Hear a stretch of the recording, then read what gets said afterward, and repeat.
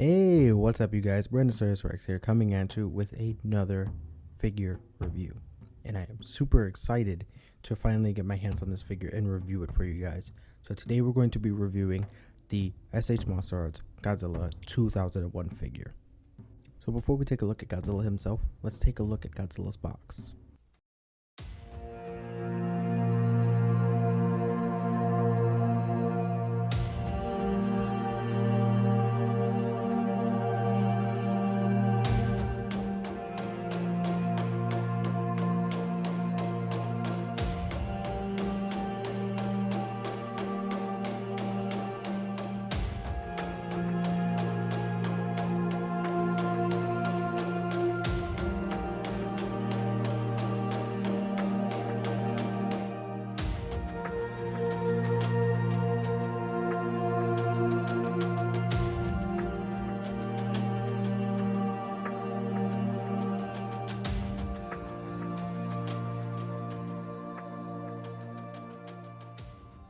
So now that we have the box out of the way, let's talk about Godzilla himself. So Godzilla has a lot of amazing details, so I'm just going to go over a lot of the things that this Godzilla has to offer. So starting off first at the head of Godzilla, you can see that Godzilla's head sculpt is fantastically done. Another amazing job done by the sculptor. I'll put his name on the thing because I have a terrible time pronouncing his name, so I'll just leave it here. So he did an amazing job with the face sculpt. I love the way the eyes look with these multicolored effect that's going on here with the black and then the gray and then the white to really make that eye pop as much as possible. I think it looks freaking creepy and awesome. Moving down to the chest and stomach of Godzilla, you can see that Godzilla has this really broad chest. These scales that run down from his chest all the way down to his crotch piece, which I think is really cool. It almost looks like armored plating, almost like what you would see on an alligator or a crocodile or some kind of giant lizard like that. And I think it's really awesome. Now moving down to the legs of Godzilla, you can see that Godzilla's thighs are massive. I noticed that a lot of people complain about different Godzillas having huge thighs, whether it was the 2014 or the new 2016 figures or sculpts in general. But look at this guy, for example. His thighs are huge, and this is something that Godzilla is known for, very large thighs. And also, if you think about it, for an aquatic giant lizard, he would need giant thighs to help him navigate through the water. So I think it looks fantastic and awesome. Moving down just a little bit lower, we're going to talk about Godzilla's from the knee down. And his knee is rather fat and large, which I think is pretty cool, but also I don't really like the sculpting that's going on there. It just looks like a really large knee pad that's bulging out from the skin, or like that was under his skin. I don't like that. Spinning the figure around, now we're looking at the back of the figure and the dorsal plates, and I think the dorsal plates on this figure are amazing. It looks straight out of the movie. That's something that's really captured in this figure. It looks straight out of the movie. It looks like you could just like you reached into the screen, grabbed Godzilla and pulled him out, and you got this. It just looks so good.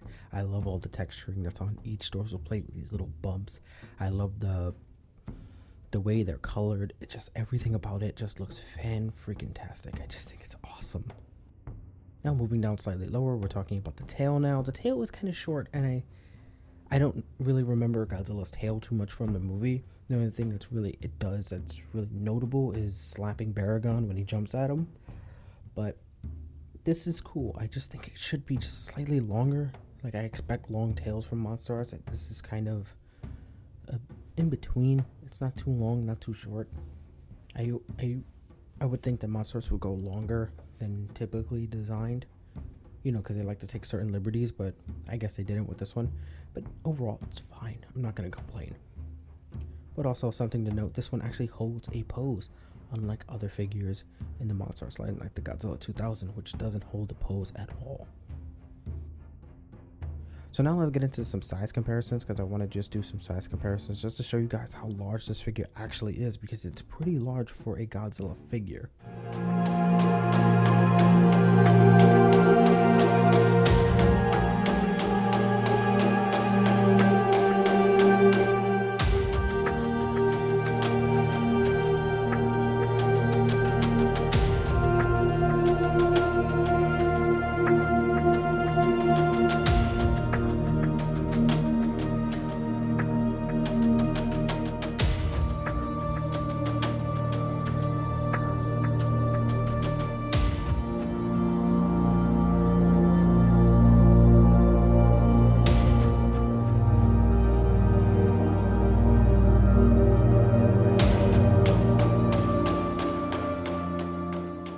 Okay, so now that we got that out of the way, let's talk about articulation on this guy, because I think the articulation on this figure is pretty freaking awesome. So starting at the head, Godzilla can look all the way up, which I mean, when I say all the way up, I mean all the way up. He has 3 points at the head, which allow him to look up and down, left and right, and the jaw is also articulated, and so is the tongue. I do have to note that you will need something to help move the tongue around. It's rather really small, and the joint is really delicate. Moving down to the arms of Godzilla, Godzilla can reach up all the way as high as this. He has a bicep swivel, double jointed elbows, and wrist articulation, which is pretty cool. Moving down to the chest of Godzilla and the abdomen, he can swivel at the top, pretty cool. Not too much going on there. I have heard reports of this figure popping into pieces, and I have not had that problem as of yet for the chest, but I had it happen also in the head and the hand, which is not a big deal. It came that way, I just popped it back on, and it seems to be stuck. Nothing seems to be falling off. Now moving down to the legs, Godzilla can move his legs up and down with a knee bend, which is not that great, as most monster arts don't have a great knee bend. Moving down to the lower part of the leg, he has a little bit of calf swivel. You can kind of rotate his calf, to give him a little bit more poseability. And then he also has, at the shin, he has a little joint that allows him to move. And then down at the foot, he has several points that he could move in different directions, left, right, up, down, all that good stuff. Now turning the figure around, we're going to be looking at the tail. And we all know pretty much how these tails work. There's a ball sleeve socket joint thing going on here, and I think it's really well done. I think this is the best monster arts tail I have seen in a very, very long time. The tail is really solid and can hold a pose. This one can hold all types of poses. If you have an idea for Godzilla's tail to be in a certain pose, this is the figure to use, essentially. It's going to hold that pose perfectly. Okay, so now that we have all of that out of the way, I just wanted to give a brief summary and my final thoughts on this figure. So a lot of people are saying this is the top monster arts. I see people going around saying that this is their favorite as of right now and all of this stuff. And I see some other people who are not buying into the hype. And I'm not one of those people who are saying that this figure is not worth it. But what I am saying is that there are certain problems. I heard reports of the hands being not painted. Mine seem to be painted, and I heard reports that the head and body are just snapping and popping off everywhere. But overall, I think this figure is probably about an 8 out of 10. The sculpt is fantastic. The paint applications are amazing. I think this is truly one of the best monster arts out there. This one has a lot of fun factor, and it is truly amazing. It is worth every penny. I heard some reviewers saying that it's not. So I just have a few questions for you guys real quick that you guys can answer in the comments down below. Are you guys getting this figure, and what do you think about it? If you do have this figure already, I want to know, do you guys have the same problems that other people have been having? And pretty much if you're enjoying the figure. So if you haven't already subscribed, hit the red button right there and subscribe to my channel. Make sure to like this video and check out the others, and I'll see you guys next time. Peace.